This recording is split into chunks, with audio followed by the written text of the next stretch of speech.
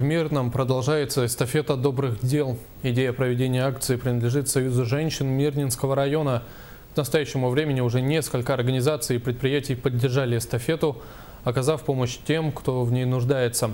На днях знак эстафеты побывал в автоклубе «Медведь». С подробностями корреспондент телерадиокомпании «Алмазный край» Владислав Солдатенко.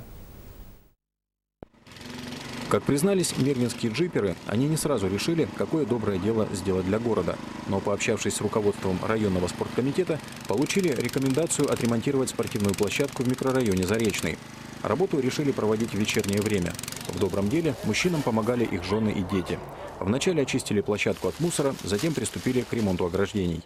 Впереди у детворы летние каникулы, поэтому приняли решение всеми членами автоклуба о принятии эстафеты и взятии под шефство эту спортивную площадку. Я думаю, что дети оценят наш труд. Мальчишки из окрестных домов приходят сюда постоянно. Правда, по весне сыграть полноценный дворовый матч не представляется возможным. Когда снег тает, грязь, все, и ворота, мяч улетает.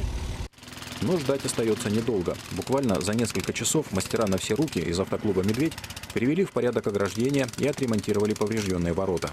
В данный момент мы проварили полностью все ворота. Потом мы повесим сетки, которые нам предоставил спортивный клуб КСК и также спортивный комплекс «Кимберлит». В лице Тодорова Александра Николаевича огромное им спасибо. Получив стандартную черно-белую разметку, ворота сразу же преобразили площадку. Еще несколько минут ушло на то, чтобы натянуть футбольную сетку.